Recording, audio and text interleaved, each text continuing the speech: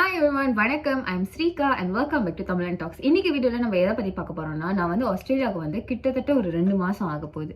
So பொதுவாக வந்து நம்ம நாடு விட்டு நாடு வர வேணாம், ஊர் விட்டு ஊர் வந்தாலே கொஞ்சம் கல்ச்சர் ஷாக் அந்த மாதிரிலாம் இருக்கும் இல்லையா?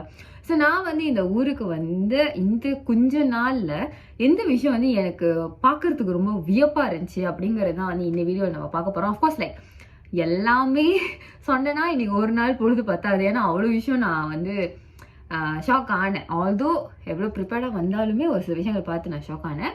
இன்றைக்கி வீடியோவில் வந்து அதில் இருக்கிற ஒரு சில விஷயங்கள் தான் வந்து ஹேண்ட் பிக் பண்ணி சொல்லலாம் அப்படின்னு சொல்லி நான் நினச்சேன். Let's go into the video. First என்ன அப்படின்னு சொல்லிட்டு பார்த்துக்கிட்டோம்னா, இங்கே வந்து இப்போ மலேசியன்ஸ் அப்படி சொல்லிட்டு எடுத்துக்கிட்டால் நமக்கு வந்து ஒரு எப்படி சொல்லுவாங்க, நமக்கு வந்து எனக்கு தெரியல, பட் என் ஆஃபீஸில் வந்து என்ன அப்படின்னு சொல்லுவாங்களா, நம்ம சரியாக இருக்கிறது முக்கியமாக, அடுத்தவங்களுக்கு கைனாக இருக்கிறது முக்கியமானா கைனாக இருக்கிறது தான் முக்கியம் அப்படின்னு. ஸோ நம்ம எப்பயுமே வந்து இப்போ வந்து நம்ம கண்டுமணிக்கு ஒரு சாப்பாடு தான் இருக்குது, நம்ம வந்து இங்கே 2 பேர் நிற்கிறோன்னா நம்ம வந்து இல்லை பரவாயில்ல நீங்கள் எடுத்துக்கோங்க தப்பு எனக்கு தெரியல எல்லா மனுஷனுமே அதான் செய்வாங்களான்ட்டு. பட் நான் பார்த்த வரைக்கும் எல்லாருமே பொதுவாக நம்ம வந்து அப்படி தான் செய்வோம். நம்ம வந்து ரொம்ப எல்லாத்தையுமே அனுசரித்து ரொம்ப ரொம்ப ஒரு ஹாஸ்பிட்டாலிட்டியாக அப்படி தான் நான் பார்த்துருக்கேன். பட் இங்கே வந்து அப்படி கிடையாது. People are I feel they very direct. Free சாப்பாடு இருக்குது, யாருக்காச்சும் வேணுமானா அடுத்தவங்க எடுக்கிறாங்களா இல்லையான்லாம் யாரும் யோசிக்க மாட்டாங்க. எனக்கு இவ்வளோ வேணும், நான் எடுக்கிறேன், that's it. People don't shy away or anything. ஒரு எக்ஸாம்பிள் சொல்கிறேன். நான் வந்து ஒரு ஈவெண்ட் போயிருந்தேன். அந்த ஈவெண்ட்டில் வந்து ஒரு ஆளோட சாப்பாடு வந்து மிச்ச சாப்பாடு வந்துருச்சு. ஸோ என் பக்கத்தில் இருந்த ஒரு பிள்ளை வந்து யாருக்காவது வேணுமா மிச்ச சாப்பாடு அப்படின்னோடனே ஒரு செகண்ட் கூட அந்த கேர்ள் யோசிக்கல, எனக்கு வேணும் அப்படி சொல்லிட்டு எடுத்துக்கிச்சு. மற்றவங்களுக்கு வேணுமா, யாருக்குமே வேணான்னா அப்புறம் நான் எடுத்துக்கிறேன், பாதி எடுத்துக்கோமா, அதெல்லாம் இல்லை. ஸோ அந்த மாதிரி ஆக்சுவலி நான் சொன்னது வந்து ஒரு இன்சிடென்ட். இந்த மாதிரி 2-3 இன்சிடென்ட்ஸ் வந்து நான் நடந்துச்சு. நான் வந்து ஆக்சுவலி கொஞ்சம் ஷாக் ஆகிட்டேன். என்ன இங்கே உள்ளவங்களாம் மற்றவங்களுக்கு வேணுமா வேணாமான்னு யாருமே யோசிக்க மாட்டாங்க, எனக்கு என்ன வேணுங்கிறது தான் யோசிக்கிறாங்க அப்படின்ட்டு. இது நல்லதுக்காக கெட்டதுக்கான்னு சொல்லிட்டு எனக்கு தெரியாது. பட் இங்கே வந்து அந்த ஒரு விஷயம் வந்து நான் கொஞ்சம் மாற்றிக்கிறேன் அப்படின்னு சொல்லிட்டு சொல்லலாம். இன்றைக்கி நான் வந்து வெளியே போயிருந்தேன், ஒரு பெரிய குரூப்போட வெளியே போயிருந்தேன். ஸோ தனிப்போத்தம் வந்து ஒன்று தான் இருந்துச்சு. இப்போ எனக்கும் தனிப்போத்தம் வேணும், என் முன்னுக்கு சீட்டு உள்ள பிள்ளைக்கும் வந்து தனிப்போத்தம் வேணும். அவங்க வந்து அங்கே நின்றுக்கிட்டு ஒரு தனிப்போத்தம் தான் இருக்குது அப்படின்னு சொன்னாங்க. நான் வந்து கொஞ்சம் கூட சங்கோஜமே படல. அப்படியே கை நீட்டிட்டு அவங்க மூஞ்சி பார்த்துட்டு இருந்தேன்.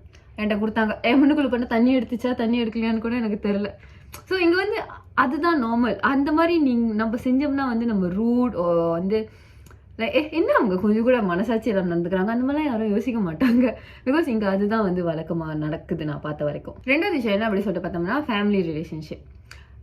இப்போ நான் வந்து இங்கிலீஷ் படம், வெள்ளக்கார படம் பார்த்தாலே வந்து நமக்கு தெரியும், அவங்களுக்கு வந்து 18 வயசு காய்ச்சிச்சுன்னா பிள்ளைங்க வந்து மூவ் ஆன் பண்ணணும் அப்படிங்கிற ஒரு இது இருக்குது. பட் ஆஸ்திரேலியாவில் வந்து அது அவ்வளோ கூட அப்படின்னு சொல்லிட்டு நம்ம சொல்ல முடியாது. அதுக்கு என்ன காரணம்னு நான் சொல்லிடுறேன். பிகாஸ் ஆஃப் ஃபேமிலி பாண்டிங் அப்படிலாம் சொல்லிட்டு ஒன்றும் கிடையாது. ஏன்னா இங்கே வந்து வீடு வேலை வந்து ரொம்ப கூட. இப்போ நம்ம வீடு வாங்கினாலும் சரி, ரெண்ட்டாக இருந்தாலும் சரி, இந்த மாதிரி ஸ்டூடெண்ட் அக்கோமடேஷனில் இருக்கணும்னாலும் சரி, எல்லாமே ஷெல்டர்னாலே இங்கே ரொம்ப எக்ஸ்பென்சிவ் தான். இந்த ஊரில் இருக்கிற ரொம்ப பெரிய ஒரு எக்கனாமிக்கல் ப்ராப்ளம் வந்து எக்கனாமிக்கில் இருக்கிற ஒரு ப்ராப்ளம் வந்து அந்த ஒரு விஷயம். ஸோ அதனால் வந்து மூவ் அவுட் பண்ணுறது வந்து ஆளுங்க ரொம்ப யோசிப்பாங்க. பட் அப்பயும் வந்து இதுதான் வந்து அவங்களோட வழக்கம். இப்போ நமக்கு வந்து ஒரு வழக்கம் இருக்கும் இல்லையா, இத்தனை வயசில் கல்யாணம் பண்ணணும், நமக்கு வந்து ஒரு நார்ம் அப்படின்னு சொல்லிட்டு ஒன்று வச்சிருப்போம் இல்லையா சொசைட்டியில். ஸோ அந்த மாதிரி அவங்களோட நார்ம் வந்து 18 வயசில் மூவ் அவுட் பண்ணுறது. ஒரு சில பேர் வந்து இந்த நார்மை தாண்டி ரொம்ப கொஞ்சம் ரொம்ப இல்லை, ஒரு 20-21 வயசு வரைக்கும் பேரண்ட்ஸ் கூட இருக்கிறவங்க அந்த மாதிரி சொல்லிட்டு இருக்காங்க. ஸோ அது வந்து எனக்கு ஓரளவுக்கு விளங்குனுச்சு. இப்போ நம்ம இங்கிலீஷ் பண்ணால் பார்க்குறோம் இல்லையா, சொன்னால் ஓரளவுக்கு ஓகே சரி ஆளுங்க வந்து மூவ் அவுட் பண்ணுவாங்க அப்படின்னு சொல்லிட்டு. பட் அது வந்து இன் ஃபியூச்சர் அந்த ஃபேமிலி டைனமிக்ஸை வந்து எப்படி மாற்றுதுன்னு சொல்லிட்டு நான் பெருசாக ஒன்றும் யோசிக்கல. இதுவுமே வந்து இது எல்லாமே வந்து நான் எக்ஸாம்பிள் நான் பார்த்தேன், அதை வச்சு தான் நான் யோசித்தேன் இது பின்னால் என்ன ஃபிலாசபி இருக்கும் அப்படின்னு சொல்லிட்டு. இப்போ வந்து நான் 2 வயசான ஒரு கப்பல் பார்த்தேன். அந்த கப்பல் வந்து தனியாக ஒரு எப்படி சொல்லுவாங்க, ஒரு கார்னிவல் மாதிரி. ஸோ அந்த கப்பல் வந்து தனியாக அந்த கார்னிவலில் இருந்தாங்க. இங்கிட்டு வந்து ஒரு யங் கப்பல் ஒரு சின்ன குழந்தை இருந்துச்சு. அந்த யங் கப்பலில் இருக்கிற அம்மா வந்து ரொம்ப நேரமாக அந்த கப்பலை பார்த்தாங்க. அப்புறம் இவங்க 2 பேரும் வந்து ஹாய் அப்படின்னு சொல்லிட்டு வந்து பேசிக்கிட்டாங்க. வெள்ளைக்காரங்க தான் வந்து எப்படி சொல்லுவாங்க, மருமகன் அத்தை மாமானா கூட பேர் சொல்லி சார்னு கூப்பிட்டு அந்த மாதிரி தானே அவங்க உறவு முறை வந்து கொஞ்சம் அந்த உறவு பேர் வந்து கொஞ்சம் வேறு மாதிரி இருக்கும் இல்லையா. ஸோ இதை கண்டுபிடிக்கிறது வந்து ரொம்ப கஷ்டம். ரொம்ப ஒத்து கவனிச்சு தான் கண்டுபிடிச்சேன். இது வந்து எப்படின்னா, இந்த 2 வயசான கப்பலோட மகனும் மருமகனும் அது வந்து அவங்க பேர குழந்தைன்னு. அப்போ வந்து ஒரு 2 நிமிஷம் பேசினாங்க. அவங்க நீங்க என்ன வாங்குனீங்க? நாங்க என்ன வாங்குனோம் அப்படின்னு சொல்லிட்டு பேசிட்டு, சரி ஓகே கார்னிவல்ல வேற எங்கேயாச்சும் பார்ப்போம்னு சொல்லிட்டு போயிட்டாங்க. ஆக்சுவலி நான் ரொம்ப சர்ப்ரைஸ்ட் ஆனேன். லைக் இல்ல ஃபர்ஸ்ட் திங் வந்து என்ன அப்படி சொல்லிட்டு பார்த்தோம்னா, இப்ப வந்து நம்ம வேற வேற வீட்ல இருக்கோம் அப்படின்னாலுமே வந்து, இப்ப வந்து இப்ப நானே வச்சுக்கோமே, எனக்கு வந்து அப்பா, அம்மா இருக்காங்க. நாளைக்கு பின்னாடி நான் கல்யாணம் பண்றேன். எனக்கு ஒரு குழந்தை இருக்குன்னா, இப்ப அந்த அன்னைக்கு என் அப்பா, அம்மாவும் கார்னிவலுக்கு போறாங்க. இப்ப வந்து நானும் வந்து ஃபேமிலியோட கார்னிவல் போறேன்னா, இப்ப எதுக்கு வந்து நம்ம 2 காடியில போறோன்ட்டுனே வந்து எனக்கு விளங்காது. ஒரு காடியிலே போலாமே. சரி இப்ப நம்ம 2 காடி சரி குழந்தலாம் இருக்கு, சாமான் நெறையா இருக்கும். 2 காடினாலும் கூட நம்ம ஒண்ணா தானே சுத்தணும். நம்ம ஏன் தனித்தனியா சுத்துறோம்? எனக்கு அது கொஞ்சம் புதுசா இருந்துச்சு. ஏன் வந்து இப்படி தனியா சுத்துறாங்க அப்படின்னு. ஆக்சுவலி நாங்க வந்த புதுசுலயே வந்துட்டு 1 வாரத்திலேயே வந்து இங்க ஒரு ஈவென்ட் நடந்துச்சு. அப்பயும் வந்து நான் எங்க வீட்ல ஃபோன் அடிச்சு சொல்லிக்கிட்டு இருந்தேன். இங்க யாருமே லைக் பெரிய பெரிய ஃபேமிலியாலாம் வரமாட்றாங்க. இங்க வந்து லைக் ரொம்ப ஸ்டாண்டர்டா வந்து அப்பா, அம்மா, அவங்க குழந்தைங்க. ஒரு வயசாயிடுச்சுன்னா, அந்த குழந்தைங்க மூவ் அவுட் பண்ணிட்டாங்கன்னா, அந்த பிள்ளைங்க வந்து அவங்க பார்ட்னர் கூடயோ, அவங்க ஃப்ரெண்ட்ஸ் கூடயோ அந்த மாரி தான். ஸோ இங்க வந்து பெரிய குடும்பம். இப்ப வந்து மலேசியாலலாம் எப்படி சொல்லுவாங்க? ஐயோ! அது நல்ல வார்த்தை வருங்க. டக்குன்னு நினைவு வர மாட்டுது. பட் எங்கேயாச்சும் ஃபேமிலி டே அப்படின்னு சொன்னா அவ்ளோ பெரிய ஃபேமிலி திரண்டு வரும். ஃபேமிலி நார்மலா நம்ம வீக்கெண்ட் வெளிய போனாலே வந்து கொஞ்சம் பெரிய இப்ப வந்து அத்தை, மாமாலாம் பக்கத்துல இருந்தா நம்ம பெருசா பெரிய செட்டா தானே வெளிய போவோம். பட் இங்க இந்த மாரி பெரிய செட்டா இருக்கிறதே வந்து பெரிய விஷயம். ஐ திங்க் கிறிஸ்மஸ்க்கு மட்டும் தான் அந்த மாரி சும்மா வீட்ல ஒரு சம்பிரதாயத்துக்கு செஞ்சுக்குவாங்கன்னு. மத்தபடி லைக் அந்த ஒரு அது தெரியலங்க பார்க்க முடியல ஆக்சுவலி. 3rd திங் என்ன அப்படி சொல்லிட்டு பார்த்தோம்னா, இங்க இருக்கிற பேரண்டிங் ஸ்டைல். இதுவுமே வந்து ஆக்சுவலி நான் வெள்ளைக்கார படத்துல ஒரு அளவுக்கு நான் பார்த்துருக்கேன். பட் இருந்தாலும் எனக்கு நேர்ல பார்க்கறதுக்கு வந்து சரியான சர்ப்ரைசிங்கா இருந்துச்சு. ஸோ நான் வந்து லைக் யூனி, நான் தங்குற இடம், ஸோ நான் வந்து எங்கேயுமே வந்து நிறைய குழந்தைங்கள பார்த்துட்டு அந்த மாதிரிலாம் வந்து எதுவும் கிடையாது. நான் அந்த கார்னிவல் போயிருந்தப்ப தான் ஆக்சுவலி நான் நிறைய விஷயம் புரிஞ்சுக்கிட்டேன் இந்த ஊரை பத்தி. பிகாஸ் அங்க இருக்கிறவங்களாம் வந்து உண்மையிலேயே ஆஸ்திரேலியன்ஸ். ஸோ அப்பதான் எனக்கு விளங்குச்சு, ஓ இந்த ஊர் இப்படிதான் ஆப்ரேட் ஆகுது அப்படின்னு. அந்த கார்னிவல் நான் போயிருந்தப்போ வந்து நிறைய குழந்தைங்கள பார்த்தேன். பிகாஸ் அவங்க வந்து like it's fun family, fun rides, என்னென்னமோ கேம் எல்லாமே. ஸோ நான் எல்லா வயசுல இருக்கிற குழந்தைங்களுமே நான் பார்த்தேன். நான் வந்து நிறைய நாள் ரொம்ப மணி நேரம் வர அந்த கார்னிவல்ல இருந்தேன்.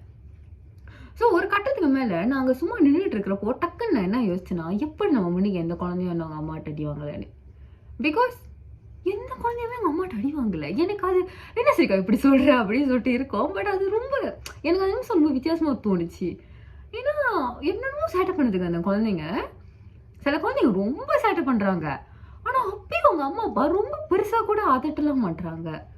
ஓரளவுக்கு அதட்டுறாங்க. அது மாதிரி நான் விட்டுடுறாங்க. எனக்கு தெரியல. அந்த பிள்ளைங்க சேட்டை பண்றது அவங்க அம்மா அப்பா ரொம்ப போதை பண்ண மாட்டுது. என்னமோ சேட்டை பண்ணுதுங்க அந்த குழந்தைங்க. பட் அப்படியே அவங்க அம்மா அப்பா அடிக்க மாட்றாங்க. ஸோ நான் வீட்டுக்கு வந்தேன். சரி வீட்டில் ஃபோன் பேசுறப்போ சொல்லிக்கிட்டு இருந்தேன். இந்த மாதிரி எந்த குழந்தையுமே அவங்க வீட்டில் அடி வாங்கவே இல்லை தெரியுமா அப்படின்னு. அப்பதான் எங்க வீட்டில் சொன்னாங்க, இல்லை அவங்க அடிக்க மாட்டாங்களே, அவங்களோட பேரண்டிங் ஸ்டைல் வந்து அப்படி. நமக்கு வந்து ஒரு பழமொழி என் ஃப்ரெண்ட் சொல்லும், அடித்தட்டி உதவுற மாதிரி அண்ணன் தம்பி கூட உதவ மாட்டாங்க. அது ரொம்ப நிறையா சுச்சுவேஷன் யூஸ் பண்ணுவாங்க. பட் ஏன் எங்கள் கூட்டாளிலாம் சேர்ந்து பேசிக்கிறப்போ வந்து நான் வந்து ஜென்டல் பேரண்டிங் அப்படி சொல்கிறப்போ என் ஃப்ரெண்ட் சொல்லும், இல்லை நானாக பேரண்டாக இருந்தேன்னா நான் எப்படி அடி வாங்கினோ அந்த மாதிரி அடிச்சு தான் வளர்ப்பேன். ஸோ நம்மளோட பேரண்டிங் இது வந்து கொஞ்சம் வேற. இங்கே வந்து பேரண்டிங்கிறது ரொம்ப வித்தியாசமாக இருக்குது. பிள்ளைங்கள அதட்ட மாட்டாங்க, அடிக்க மாட்டாங்க. ஒரு கார்னிவல் அப்படிங்கிறப்போ இப்போ நமக்கே வந்து லைக் அவ்வளோ நேரம் சுற்றுறப்போ ரொம்ப அலுப்பாக இருக்கும், டயர்டாக இருக்கும், மாதிரி டென்ட்ரம்ஸ், மூட் ஸ்விங்ஸ் அதெல்லாம் இருக்கும் இல்லையா. ஸோ குழந்தைங்கன்றப்போ எவ்வளோ டென்ட்ரம் இருக்கும். அதுவும் சில வீட்டில் வந்து 2 குழந்தைங்க 3 குழந்தைங்க அப்படியே அடிக்கலாம் மாட்டுறாங்க. எனக்கு அது ரொம்ப கொஞ்சம் புதுசாக இருக்குது.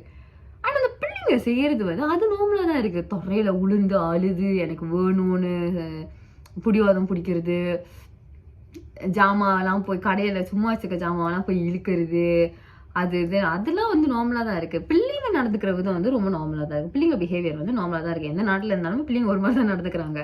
ஆனால் பேரண்ட்ஸ் அதை எப்படி ரியாக்ட் பண்ணுறாங்க அப்படிங்கிறது வந்து எனக்கு இந்த ஊரில் கொஞ்சம் புதுசாக பட்டுச்சு. ஸோ இது எல்லாமே தான் வந்து ரொம்ப மேஜரான விஷயம் தட் நான் இங்கே வந்து ரொம்ப ஆச்சரியப்பட்டு பார்த்தது. இதெல்லாம் வந்து லைக் எப்படி சொல்லுவாங்க, நம்ம 1 நாள் 2 நாள் இங்கே இருந்தால் வந்து பார்க்கக்கூடிய ஒரு விஷயம் கிடையாது. 1 நாள் 2 நாள் இங்கே இருந்தால் என்ன பார்க்க முடியும்?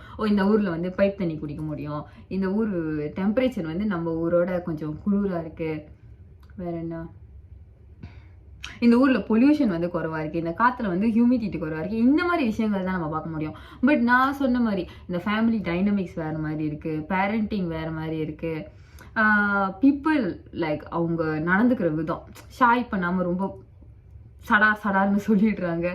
ஸோ அது எல்லாமே வந்து இங்கே கொஞ்ச நாள் இருக்கிறப்ப தான் நம்மளால் ஒரு ஆளையும் பார்க்குறப்போ ஒரு சுச்சுவேஷனையும் பார்க்குறப்போ நம்மளால் ஸ்டடி பண்ண முடியுது. பிகாஸ் நம்ம ஒரு ஆள் அப்படி செய்கிறாங்க 2 ஆள் அப்படி செய்கிறாங்க அப்படிங்கிறப்ப நமக்கு தெரியாது இதுதான் வந்து இங்கே நார்மலா அப்படிங்கிறது. ஸோ இப்போ 2 மாதம் இங்கே இருந்துட்டேன். ஸோ நான் நிறையா யூனிவர்சிட்டியும் தாண்டி நிறையா பப்ளிக் இடத்துல ஆளுங்க பார்க்குறப்போ ஓகே இப்படி தான் எல்லாருமே நடந்துக்கிறாங்க அப்படிங்கிறது வந்து இப்போதான் ஓரளவுக்கு எனக்கு புரியுது.